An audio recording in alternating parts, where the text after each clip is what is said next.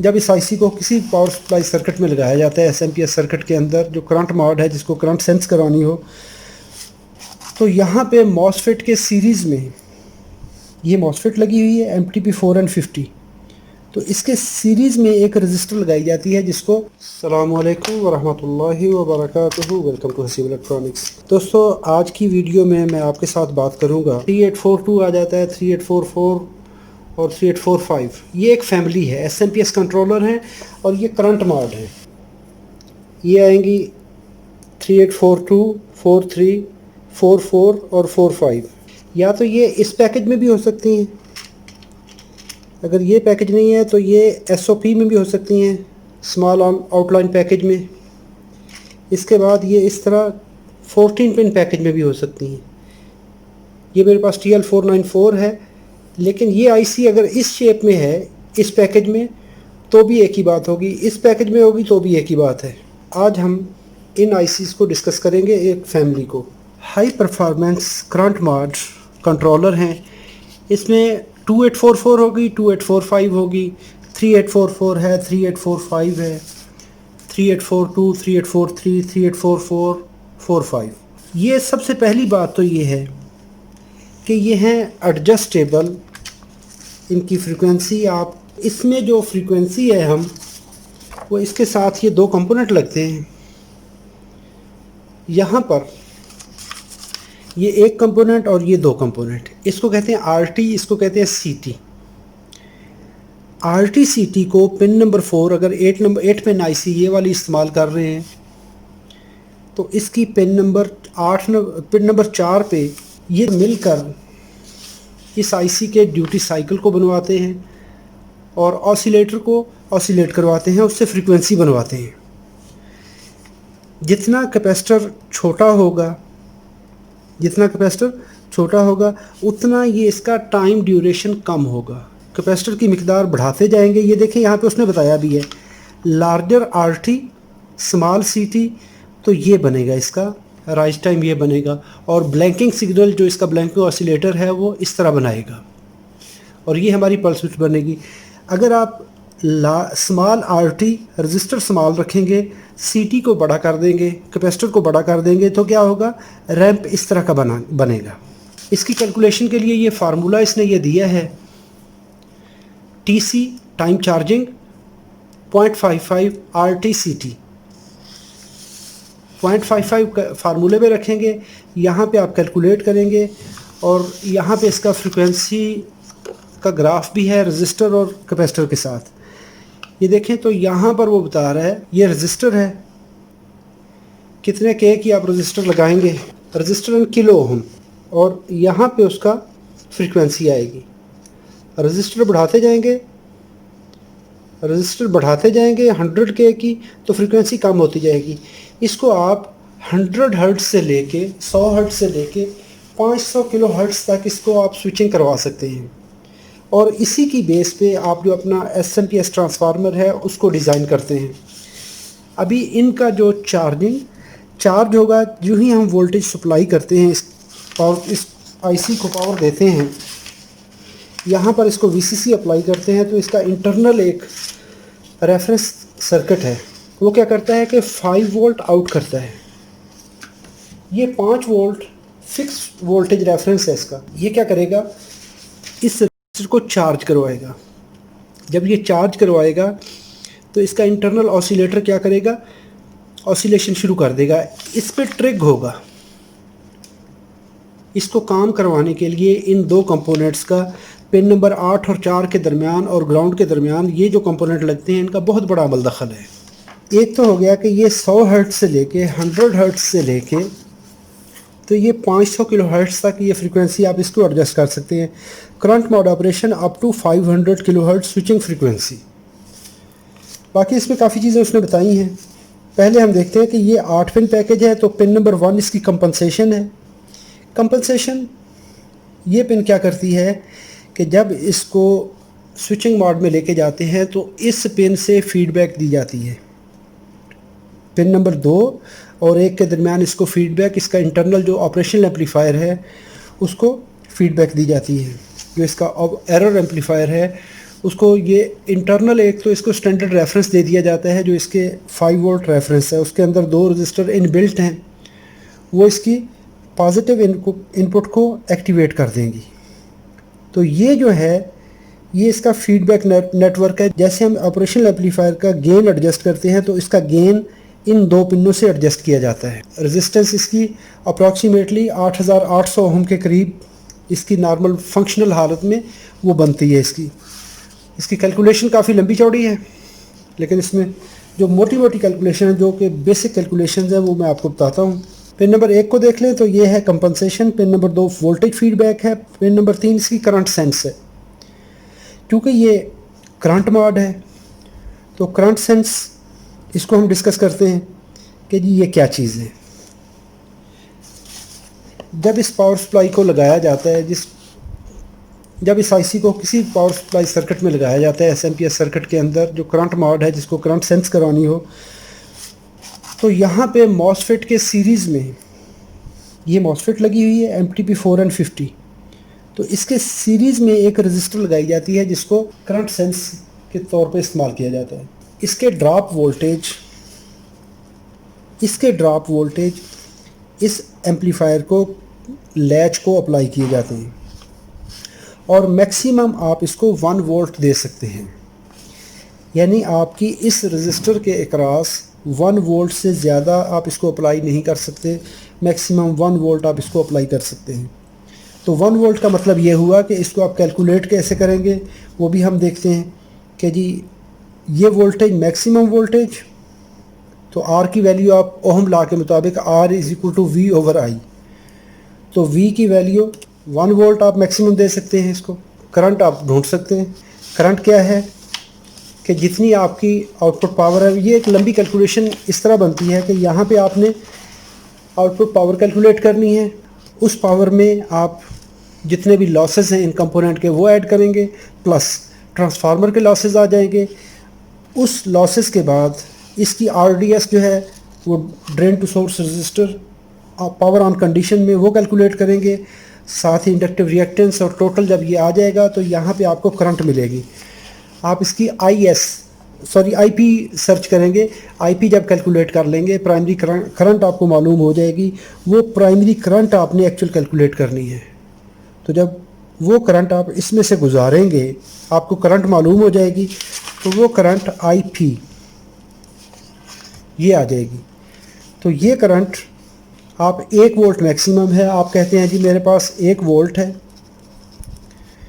और करंट आप लेते हैं, आप कहते हैं जी 2 एम्पेयर करंट चाहिए। जब 2 एम्पेयर करंट लेंगे तो ये हो जाएगी 0.5 ओहम। लेकिन इसके वाटेज अभी देखने हैं आपने, तो उसी तरह जो पावर का फार्मूला है P = I² है, और अभी R की वैल्यू आपको मालूम हो गई, तो करंट आपको ये मालूम हो गई, तो इससे आप इसकी वैल्यू वाटेज में निकल आएगी। तो इसमें हो जाएगा कि 0.5 ओहम और वाट कितने हैं, वाट कैलकुलेट कर लेंगे। तो वो रजिस्टर जब आप लगाएंगे, और उसके लिए आप क्या कर सकते हैं कि साथ उसको कैलिब्रेट करने के लिए, अगर ये रेजिस्टेंस आपको 0.5 ओम में नहीं मिलती, 0.7 ओम में मिलती है या 0.4 ओम में मिलती है, तो साथ उसके क्या करेंगे आप कंपनसेट करने के लिए यहाँ पे आप लगाएंगे रजिस्टर। यहाँ पे बात आ जाती है करंट सेंस की। करंट सेंस को हमने डिस्कस कर लिया। आगे है RT/CT। RT और CT इसका ड्यूटी साइकिल एडजस्ट करवाएंगे आप इन फार्मूलों से। ये TC 0.5 RT/CT आ जाएगा, और टाइम डिस्चार्ज, तो टाइम चार्ज टाइम डिस्चार्ज, ये जितना भी टाइम बनेगा तो यहाँ पे आपकी जो फ्रीक्वेंसी आ जाएगी वो F = TC + TD 1/, कर देंगे आप। तो जो आपका रिज़ल्ट आएगा वो आपकी फ्रीक्वेंसी बन जाएगी। और इसी तरह ही RT 5 किलो ओम के लिए फ्रीक्वेंसी आप जब निकालनी है तो वो कैसे होगा, 1.8 RT/CT, F = 1.8 RT/CT। For example मैं कहता हूँ कि कैपेसिटर के लिए जब कैपेसिटर सिलेक्शन करनी है तो उसके लिए हमें कैपेसिटर चार्ट का पता होना चाहिए। तो ये कैपेसिटर चार्ट मैं इसकी डिटेल शेयर कर दूंगा कि आपके कैपेसिटर की एक लिमिटेड वैल्यूज़ हैं। आप वो कैपेसिटर सिलेक्ट करेंगे, रजिस्टर को आप प्लस माइनस कर सकते हैं, लेकिन कैपेसिटर क्योंकि वो आते हैं एक फ़िक्स वैल्यू में। फॉर एग्ज़ाम्पल मैं कहता हूँ कि 2.2 का कैपेसिटर मैं लगा देता हूँ, 2.2 नैनो का। हम कैपेसिटर की CT कह देते हैं हम 2.2 नैनो। तो फ्रीक्वेंसी अगर हमने करनी है, हम कहते हैं कि हमने इस IC को क्या करना है कि 50 किलोहर्ट्ज़ के लिए डिज़ाइन करना है। तो फ्रीक्वेंसी हमने चाहिए 50 किलोहर्ट्ज़। अभी होगा क्या, 2.2 नैनो है तो 2.2 multiply by 10 raise to power -9। Okay, तो अभी हमने मालूम करनी है RT। जब RT मालूम करनी है तो RT के लिए हम क्या करेंगे, 1.8 ये फार्मूले का आ गया, ये जो फार्मूला ड्राइव करके मुकम्मल आता है, तो इसको 1.8 divided by 50 multiply by 10 raise to power 3 multiplied by 2.2 multiplied by 10 raise to power -9। इसको मज़ीद सिंप्लीफाई करें, 1.8 50, इस पावर को इसमें से माइनस कर दे तो 6 आ जाएगा। 50 2.2 multiply by 10 raise to power -6 को ऊपर ले जाएंगे तो ये हो जाएगी वैल्यू इस तरह, 1.8 multiplied by 10 raise to power 6, क्योंकि यहाँ पावर माइनस है, इसको ऊपर ले जाइए और नीचे बच गया हमारे पास 50 मल्टीप्लाई बाई 2.2। इसको आप सिंप्लीफाई कर लीजिए, 1.8 मल्टीप्लाइड बाई 1 2 3 4 5 6, इसको ये किया, इसको कर दे डिवाइड 50 मल्टीप्लाइड बाई 2.2, ये डबल आ गया यहाँ पे, ब्रैकेट क्लोज कीजिए। तो हमारे पास 16.636 K की वैल्यू आ गई हमारे पास। तो RT 16.363 K। इस तरह करके आप इसकी वैल्यू कैलकुलेट कर सकते हैं। ऐसे ही आपने जो भी फ्रीक्वेंसी आपको चाहिए आप फ्रीक्वेंसी रखें, कैपेसिटर एडजस्ट करें। कैपेसिटर को बड़ा लगाएंगे तो आपका ड्यूटी साइकिल ज़्यादा बड़ा होता जाएगा, उससे ये होता है कि आपकी जो करंट की लिमिट है वो बढ़ती जाती है। तो इस तरह से हम इस ग्राफ को भी यूज़ कर सकते हैं। यहाँ पे लिखा हुआ है कि अगर आप कैपेसिटर 10 नैनोफैरड का यूज़ करेंगे, 22 नैनोफैरड का यूज़ करेंगे तो यहाँ तक आप इसकी फ्रीक्वेंसी को एडजस्ट करवा सकेंगे। और रजिस्टर क्या आएगी, 10 से 16 के दरमियान आएगी, तो आपकी फ्रीक्वेंसी यहाँ पे आएगी। इसी तरह ही आप इसको एडजस्ट करवा सकते हैं। 4.7 नैनो का, 2.2 नैनो का। तो ये देखिए 2.2 नैनो का कैपेसिटर हमने यूज़ किया, ये जो हमने यूज़ किया था 2.2 नैनो का, और हमने इस ग्राफ को नीचे लेके आए तो यहाँ इस रेंज पे हमारी ये रजिस्टर आ गई 16 K की, और यहाँ पे देखेंगे तो 50 K की रेंज में हमारी ये वैल्यू आ जाती है। तो इस तरह से आप oscillator time to frequency chart को यूज़ करते हुए टाइमिंग रजिस्टर VS फ्रीक्वेंसी और कैपेसिटर के लिए आपका ये आ जाएगा इंटरनल क्लॉक ऑसिलेशन, और उसका क्लैंपिंग टाइम आ जाएगा, ब्लैंकिंग टाइम आ जाएगा। इस तरह से आप एडजस्ट कर सकते हैं। आगे है V रेफरेंस पिन नंबर 8। ये क्या है कि जब इस IC को लगाया जाता है सर्किट के अंदर तो सबसे पहले क्या करती है ये IC, ये 5 वोल्ट का रेफरेंस जनरेट करती है। जब इसको यहाँ पर मैक्सिमम आप 30 वोल्ट अप्लाई कर सकते हैं, तो जब ये अप्लाई करेंगे तो इसको मैक्सिमम अप्लाई करने के बाद पिन नंबर 8 से ये आउट करेगी वोल्टेज। VCC पिन ये IC के हैं, जब ये 7 नंबर पे अप्लाई करेंगे तो 8 से आपको 5 वोल्ट मिल जाएंगे। इन 5 वोल्ट को हम क्या करते हैं, फिर इस्तेमाल किया जाता है ये देखें यहाँ पर VCC अप्लाई किए, ये उसने एक टिपिकल सर्किट भी दिखाया है। यहाँ पे उसने एक एग्जांपल भी दी है कि 27 वाट का उसने 110 वोल्ट पे इसको डिज़ाइन किया है, 115 वोल्ट पे उसने ये कंप्लीट उसका डिज़ाइन डिटेल भी शेयर की है। यहाँ पे 56K की रजिस्टर लगाकर उसने पिन नंबर 7 पे VCC अप्लाई किए हैं और साथ में पैरेलल में जो सेकेंड आपकी एक्सिलरी वाइंडिंग है वहाँ से भी वोल्टेज आ रहे हैं जो कि इन डायोड्स कैपेसिटर के थ्रू होते हुए इस पिन पे आएंगे। तो ये क्या करेगी, 5 वोल्ट का रेफरेंस जनरेट करके यहाँ देगी और साथ में 33K की रजिस्टर लगाई है और 1 नैनोफैरड का कैपेसिटर लगाया है। तो ऑसिलेट करवाएगा, ऑसिलेट करने के बाद स्विच करेगी मॉसफेट। यहाँ पे देखें तो 0.5 ओहम की उसने रजिस्टर लगाई है वाटेज के अंदर। यहाँ पर ये वोल्टेज अप्लाई करवाएगा। ये अप्लाइड वोल्टेज क्या करेंगे, यहाँ पे क्लैंप लैच करवाएंगे। ये मैक्सिमम 1 वोल्ट से ज़्यादा आप इसको नहीं दे सकते इस पिन पर। तो जो भी यहाँ पे स्विचिंग होगी, जितना सिग्नल इसका बनेगा, जो ड्यूटी साइकिल आएगा, पल्स विड्थ आएगी, ये उसको एडजस्ट करवाएगा। साथ में पिन नंबर 2 और पिन नंबर 1 ये कपल होती हैं एक्चुअल जब यहाँ पे लगाई जाती है। ये ऑफलाइन है, अगर आपने फ्लाई बैक मोड में है तो अगर आपने इसको एज ए SMPS यूज़ करना है तो यहाँ पर ऑप्टो कपलर कनेक्ट होता है पिन नंबर 1 और 2 के दरमियान। आगे आ जाती है जी पिन नंबर 6 नंबर पिन इसकी आउटपुट है और नेक्स्ट है ग्राउंड। ये है हमारी पिन 8 पिन IC की कॉन्फ़िगरेशन। लेकिन अगर आपके पास ये 14 पिन में आ जाती है तो फिर क्या करेंगे, उसके लिए इसकी पिन कम्बिनेशन बनती है।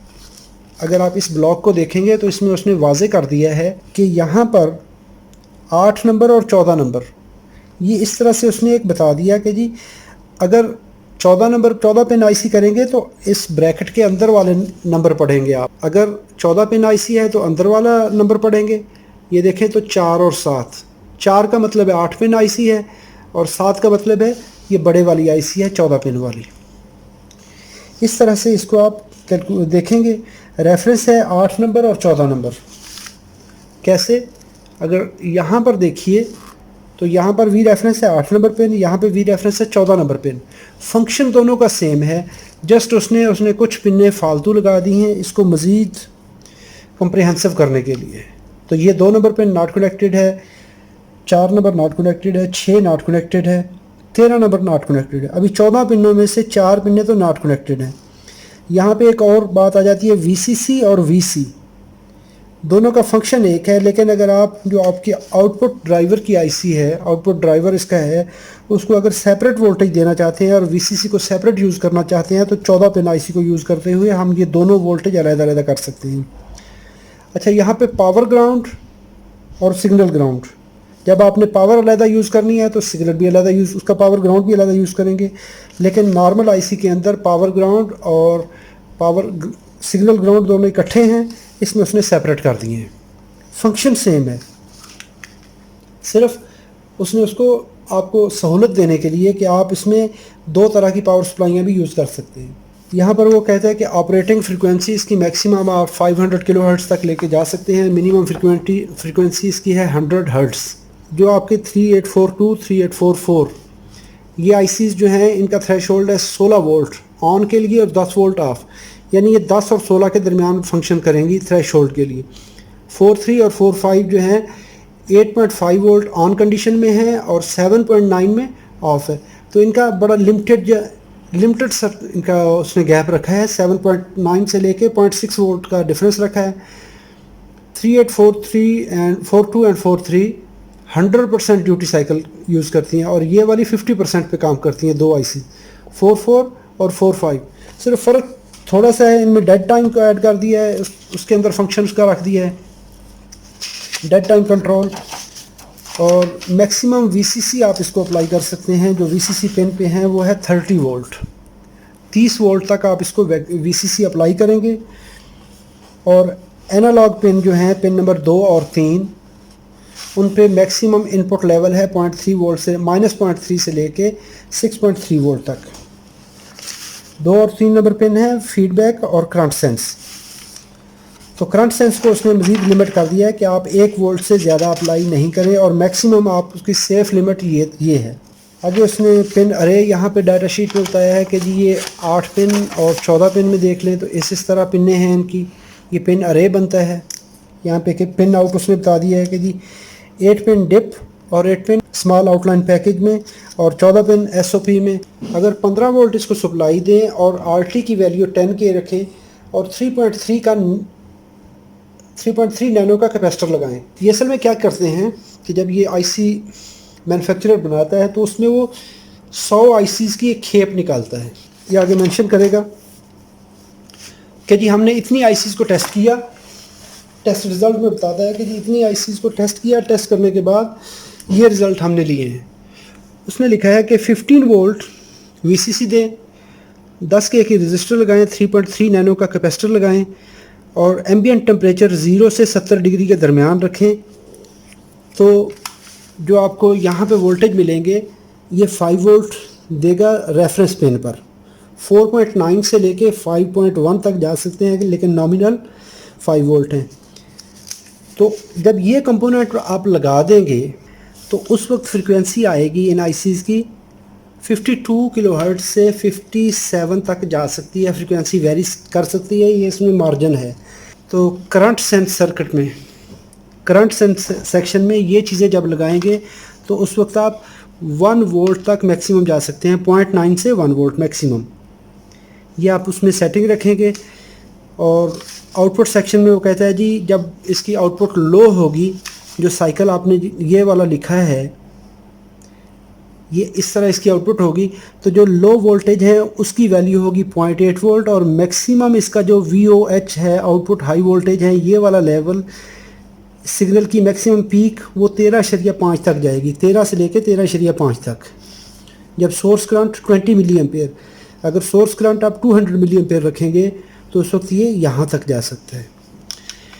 ये है इसका थ्रेशोल्ड वोल्ट, थ्रेशोल्ड 3842, 3844, ये 14.5 से 17.5, लेकिन नॉमिनल वोल्टेज आप मैक्सिमम 16 और 384244 के लिए 10 से लेके 16 वोल्ट आप दे सकते हैं, 10 से 16। और 3843 और 45 का लेवल जो है वो मैक्सिमम 8.4 है और लोअर लेवल इसका 7.6 है। 7.6 से लेके 8.4 तक 3843, 45 आईसीज़। तो ये इसकी टेस्ट कंडीशन सर्किट है। आप इस तरीके से इसको टेस्ट कर सकते हैं।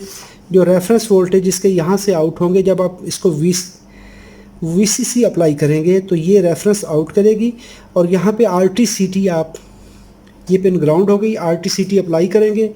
तो जब ये अप्लाई करेंगे तो उस वक्त क्या होगा कि ये ऑसिलेशन करेगी। वो ऑसिलेशन आप यहाँ पे टेस्ट कर सकते हैं। 3842, 3843, 44 ये सारी आईसीज़ मेरे पास अवेलेबल हैं। इनके मैं प्रैक्टिकली आपको सर्किट बना के उसमें हम एक्सपेरिमेंट करेंगे कि जी कैसे हम इस आईसी को यूज़ कर सकते हैं। इसका फ़ायदा क्या होगा। आपके पास एक फॉर एग्ज़ाम्पल एक आईसी लगी हुई है, वो 70 किलोहर्ट्ज़ पे काम कर रही है, करंट मॉड में 70 किलोहर्ट्ज़ पे काम कर रही है। आपको वो आईसी मिल नहीं रही। आप ये आईसी पकड़ो, ये कंपोनेंट, 2 कंपोनेंट एडजस्ट करो। एडजस्ट करने के बाद इसकी करंट सेंस के साथ, ये जो करंट सेंस पिन है इसके साथ रजिस्टर लगाओ, रजिस्टर लगा के इसको वहाँ पे फिट कर दो। VCC वोल्टेज को आप एडजस्ट कर सकते हैं। वो अगर 16 वोल्ट पे है, ये 15 वोल्ट चाहिए, इसको रजिस्टर लगाएं, ड्रॉप करें, इसको दे दें, काम करेगी। ये इसका फार्मूला है IS मैक्सिमम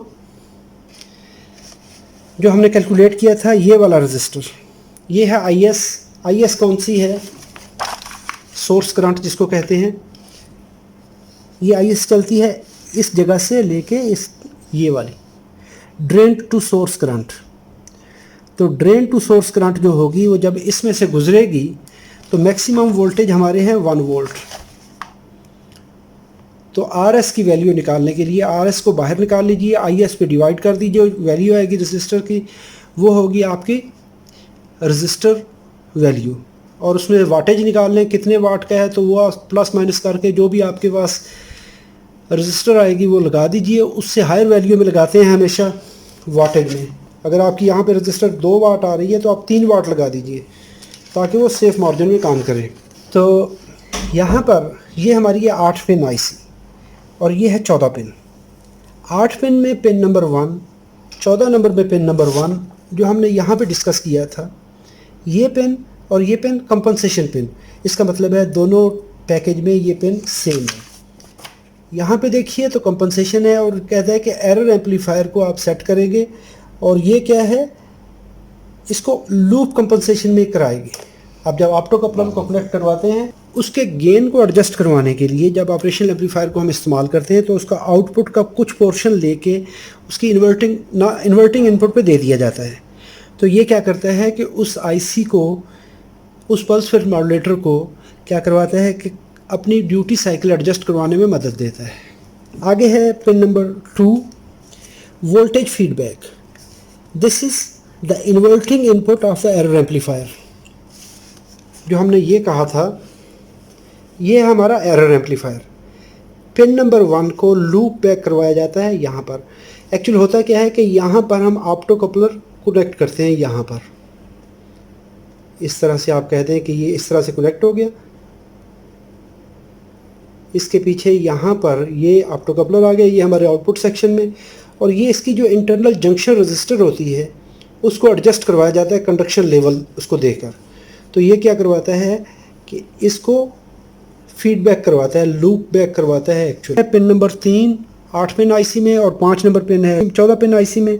तो करंट सेंस ये क्या करती है कि वोल्टेज का एक पोर्शन लिया जाता है जो कि इंडक्टर करंट्स उसमें से गुजर रही होती है, जो कि हमारे ट्रांसफार्मर में से गुजरती है। तो PWM इस इंफॉर्मेशन को आउटपुट स्विचिंग के लिए यूज़ करती है। इस पे वो बेस करेगी कि इसने कितना ड्यूटी साइकिल रखना है, कितनी करंट गुजर रही है, कितने वोल्टेज चाहिए, ये सारी कैलकुलेशन वो खुद करेगी। पिन नंबर 4 या पिन नंबर 7 तो ये ऑसिलेटर फ्रीक्वेंसी को एडजस्ट करवाएगी, उसका ड्यूटी साइकिल प्रोग्राम करवाएंगे। तो RT और CT की वैल्यू ग्राउंड की निस्बत चेंज करके तो इसको आप 1 मेगाहर्ट्ज़ तक ले जा सकते हैं, पॉसिबल है। लेकिन इसका जो सही वर्किंग प्रिंसिपल है वो 500 किलो हर्ट्ज़ तक है। ये देखिए ऑसिलेशन फ्रीक्वेंसी हर्ट्ज़, 1 मेगाहर्ट्ज़ तक आप इसको टच करवा सकते हैं टाइमिंग रजिस्टर और फ्रीक्वेंसी इसको एडजस्ट करवा के। तो साथ में कैपेसिटर की वैल्यू आपको एडजस्ट करवानी पड़ेगी, लेकिन 500 किलो हर्ट्ज़ तक इसकी जो सेफ रेंज है वहाँ पे आप यूज़ करें इसको। पिन नंबर 5 दोनों में ग्राउंड है। पिन नंबर 6 और 10, इसमें 6 नंबर है, इसमें 10 नंबर है। ये है इसकी आउटपुट और ये ड्राइव करेगी और मैक्सिमम पीक करंट इसकी जो है वो 1 एम्पेयर तक है। 1 एम्पेयर तक इस आईसी से आप आउटपुट करंट ले सकते हैं, वो है इसकी आखिरी कंडीशन। वहाँ तक ना ही लेके जाएं तो ठीक है। Pin number 7 VCC pin. इस VCC पिन से एक्चुअल ये आईसी का सारा फंक्शन कंट्रोल हो रहा होता है इसको, और यही पिन फीडबैक वाइंडिंग के साथ या एक्सिलरी वाइंडिंग के साथ या बाइस वाइंडिंग के साथ इसको कनेक्ट करवाया जाता है। पहले मेन आप कैपेसिटर से, जो आपका मेन DC कैपेसिटर है, वहाँ से रजिस्टर लगाकर VCC वोल्टेज VCC कैपेसिटर पे लगाते हैं, एक कैपेसिटर के पैरेलल में लगता है। और 8 और 14 नंबर रेफरेंस हैं, इसमें 8 नंबर, इसमें 14 नंबर, तो V रेफरेंस आएगा, ये 5 वोल्ट का है। और ये प्रोवाइड करता है फिक्स वोल्टेज रेफरेंस RT और CT के लिए, चार्जिंग डिस्चार्जिंग के लिए। और इस आईसी में 8 नंबर पिन पावर ग्राउंड है, इसमें तो है ही नहीं है, तो इसमें 8 नंबर पिन पावर ग्राउंड कर दिए। वो कहता है कि 14 पिन पैकेज में इस आईसी इस पिन को एक्सटर्नल लगाया गया, एक्स्ट्रा लगाया गया है। 11 नंबर पिन VC, दूसरी आईसी 8 पिन में VCC और VC इकट्ठे हैं, लेकिन इसमें उसने सेपरेट कर दिया है। और ये ग्राउंड पिन इस कंट्रोल सर्किटरी का ग्राउंड उसने अलहदा दे दिया है। 2, 4, 6 और 13 नंबर पिन उसने कहा जी नॉट कनेक्टेड हैं। उम्मीद करता हूँ ये वीडियो आपके लिए फ़ायदेमंद है। अगर फ़ायदेमंद है तो दुआ में याद रखिएगा, जी चाहे तो सब्सक्राइब कर लें। अस्सलाम वालेकुम रहमतुल्लाहि व बरकातहू।